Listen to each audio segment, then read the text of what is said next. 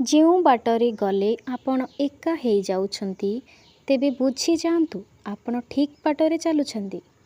କାହିଁକି ନା ସତ୍ୟର ପଥରେ ଚାଲିଲେ କେହି ଆପଣଙ୍କ ସାଥିରେ କେବେ ରହିବେ ନାହିଁ।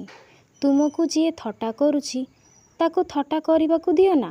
ତୁମକୁ ଯିଏ ଖରାପ ଭାବୁଛି ତାକୁ ଭାବିବାକୁ ଦିଅ ନା। କାରଣ ଏ ଦୁନିଆ ହିଁ ଏମିତି, ଯେଉଁଠି ଭଲ ଲୋକଙ୍କୁ ମିଳେ ନିନ୍ଦା ଆଉ ଖରାପ ଲୋକଙ୍କୁ ମିଳେ ପ୍ରଶଂସା।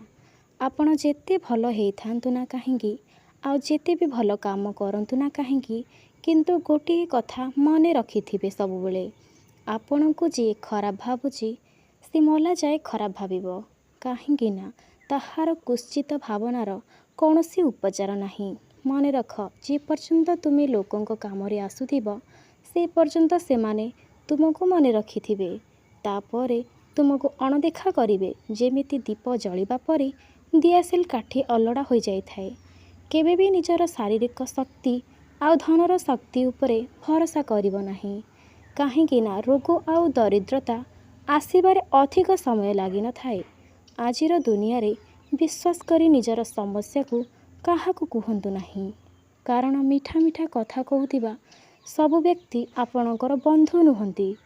ଦିନେ ନା ଦିନେ ସେ ନିଶ୍ଚୟ ଆପଣଙ୍କ ଦୁର୍ବଳତାର ଫାଇଦା ଉଠାଇବେ। ଦର୍ଶକ ବନ୍ଧୁ, ଯେତେବେଳେ ଜୀବନର ଚଲାପଥରେ ସବୁ ବାଟ ବନ୍ଦ ହୋଇଯାଏ ନା, ସେତେବେଳେ ଭଗବାନ ନିଜେ ଗୋଟେ ନୂଆ ବାଟ ତିଆରି କରିଦେଇଥାନ୍ତି। ସେତେବେଳେ ବାସ୍ ତୁମକୁ ଧୈର୍ଯ୍ୟର ଆବଶ୍ୟକତା ଥାଏ। ବିପଦରେ ଧୈର୍ଯ୍ୟ ଧରନ୍ତୁ। ଦୁନିଆରେ ସମସ୍ତେ ଯଦି ଆପଣଙ୍କଠୁ ଠୋକର ଦିଅନ୍ତି, ତେବେ ଭଗବାନ ଆପଣଙ୍କୁ ଠୋକର ଦେବେ ନାହିଁ। ଆପଣଙ୍କର ସଠିକ୍ ପ୍ରତିଫଳ ସେ ଆପଣଙ୍କୁ ଅବଶ୍ୟ ଦେବେ। ପ୍ରକୃତ ସମ୍ପର୍କ ଜୀବନରେ କେବେ ବି ସରେ ନାହିଁ। କଥା ନହେଲେ ମଧ୍ୟ ଆଖିରେ ରହିଥାଏ। ଆଖିରୁ ଦୂରେଇ ଗଲେ ବି ମନରେ ରହିଥାଏ।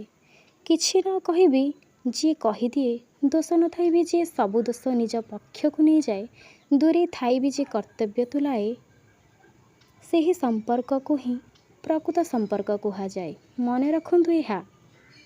ଦର୍ଶକ ବନ୍ଧୁ, ଟିକିଏ ଧ୍ୟାନ ଦେଇ ଶୁଣନ୍ତୁ।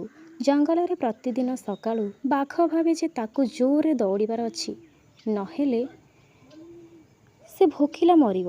ଏବଂ ହରିଣ ମଧ୍ୟ ଭାବେ ଯେ ତାକୁ ବାଘଠୁ ବେଶୀ ଗତିରେ ଦୌଡ଼ିବାର ଅଛି, ନହେଲେ ମୁଁ ମରିଯିବି। ଆପଣ ବାଘ ହୁଅନ୍ତୁ ବା ହରିଣ, ସେଥିରେ କିଛି ଫରକ ପଡ଼ିବନି। ଯଦି ଆପଣଙ୍କୁ ସୁନ୍ଦର ଜୀବନଯାପନ କରିବାର ଅଛି, ତାହେଲେ ପ୍ରତିଦିନ ଆପଣଙ୍କୁ ଦୌଡ଼ିବାକୁ ପଡ଼ିବ। କାରଣ ସଂଘର୍ଷ ବିନା ନା କିଛି ମିଳିଛି ନା କିଛି ମିଳିବ। ଥରେ ଅର୍ଜୁନ ଭଗବାନ କୃଷ୍ଣଙ୍କୁ ଗୋଟେ ପ୍ରଶ୍ନ ପଚାରିଲେ, ହେ କେଶବ, ଯଦି ଗୋଟିଏ ମଣିଷ ପାପ କିମ୍ବା ପୁଣ୍ୟ କର୍ମ କରି ମରିଯାଏ, ତାହାର ଫଳ ଆତ୍ମା କାହିଁକି ଭୋଗ କରିଥାଏ? ଯେଉଁ ବ୍ୟକ୍ତି ଅନ୍ୟମାନଙ୍କ ହିତ ସାଧନାରେ ସଦା ସର୍ବଦା ବ୍ୟସ୍ତ ରହେ, ଭଗବାନ ସବୁବେଳେ ତାର ମଙ୍ଗଳ କାମନା କରନ୍ତି। ଭଗବାନ କୃଷ୍ଣ କହିଲେ, ହେ ପାର୍ଥ, ମନୁଷ୍ୟ ତାର ଆତ୍ମଶାନ୍ତି ଓ ଶାରୀରିକ ସୁଖ ପାଇଁ ମନ ଦ୍ୱାରା କର୍ମ କରିଥାଏ। ଶରୀର ଦ୍ୱାରା କରିଥିବା ପାପ ଶରୀର ହିଁ ଭୋଗିଥାଏ। କାହା ଘରୁ ଟଙ୍କା ଚୋରି କରି ମଣିଷ ସୁଖୀ ହୋଇଥାଏ, ସେ ହେଉଛି ମଣିଷର ପାପ। ଆତ୍ମା ଦ୍ୱାରା କରିଥିବା ପାପ ଆତ୍ମା ହିଁ ଭୋଗିଥାଏ। ଅର୍ଥାତ୍ ଅନ୍ୟର ଘରୁ ଟଙ୍କା ଚୋରି ହେଲେ ମଣିଷକୁ ଖୁସି ମିଳିଥାଏ, ଏହା ହେଉଛି ଆତ୍ମାର ପାପ। ଶରୀରକୁ ମର୍ତ୍ତ୍ୟରେ ସୁଖ ଦୁଃଖ ମିଳିଥାଏ, ଆଉ ଆତ୍ମାକୁ ସ୍ୱର୍ଗ କିମ୍ବା ନର୍କରେ ହିଁ ମିଳିଥାଏ। ଗୀତାରେ ଭଗବାନ ଶ୍ରୀକୃଷ୍ଣ କହିଛନ୍ତି ଯେ ମୁଁ କାହାର ଭାଗ୍ୟ ତିଆରି କରେ ନାହିଁ, ମଣିଷ ନିଜେ ନିଜର ଭାଗ୍ୟ ତିଆରି କରିଥାଏ। ତୁମେ ଆଜି ଯାହା କରୁଛ ତାହାର ଫଳ ତୁମକୁ କାଲି ପ୍ରାପ୍ତ ହେବ ଏବଂ ଆଜି ଯାହା ତୁମ ଭାଗ୍ୟରେ ଅଛି ତାହା ପୂର୍ବରୁ କରାଯାଇଥିବା କର୍ମର ଫଳ ଅଟେ। ସେଥିପାଇଁ ଜୀବନକୁ ଉପଭୋଗ କର, ନିଜେ ହସ ଓ ଅନ୍ୟକୁ ମଧ୍ୟ ହସାଅ। ରାଗ ଓ ହିଂସା ଛାଡ଼। କାରଣ ମଣିଷର ନିଶ୍ୱାସକୁ ବି ଜଣା ନଥାଏ ଯେ ସେ କେବେ ଫେରିବ କି ନାହିଁ। ଦର୍ଶକ ବନ୍ଧୁ, ଆମ ଆତ୍ମା ବାହାରେ କୌଣସି ବି ଶତ୍ରୁ ନଥାନ୍ତି। ଆମ ଭିତରେ ହିଁ ପ୍ରକୃତ ଶତ୍ରୁ ବାସ କରିଥାନ୍ତି। ସେମାନେ ହେଉଛନ୍ତି କ୍ରୋଧ, ଗର୍ବ ଏବଂ ଘୃଣା। ଦର୍ଶକ ବନ୍ଧୁ, ଏସବୁକୁ ପରିହାର କର ଏବଂ ଏକ ଶାନ୍ତିପୂର୍ଣ୍ଣ ଜୀବନ ଉପଭୋଗ କର। ମଣିଷର ଭାଗ୍ୟ ଯାହା ଥାଏ ତାହା ହିଁ ଘଟିଥାଏ। ତାକୁ କେହି କେବେ ପରିବର୍ତ୍ତନ କରିପାରିବେ ନାହିଁ।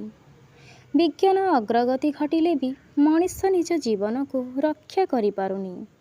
ମଣିଷ ଯେତେ ଦିନ ପାଇଁ ଏ ଧରାପୃଷ୍ଠକୁ ଆସିଛି ସେତିକି ଦିନ ପରେ ସେ ଲୀଳା ଖେଳ କରି ପୁଣି ଥରେ ଫେରିଯିବ। ସୃଷ୍ଟିକର୍ତ୍ତା ହେଉଛନ୍ତି ଆମର ନିର୍ଦ୍ଦେଶକ, ଆଉ ଆମେମାନେ ହେଉଛୁ ଜଣେ ଜଣେ ଛୋଟ କଳାକାର। ତେଣୁ ପ୍ରତିଦିନ ସକାଳୁ ପ୍ରଭୁଙ୍କୁ ଦୁଇ ହାତ ଟେକି ସମର୍ପଣର ଭାବନାରେ ନିଜକୁ ସମର୍ପି ଦିଅନ୍ତୁ। ଯେପରି ଆଜି ଦିନର ଅଭିନୟ ସୁନ୍ଦରତାରେ ଭରିଯିବ।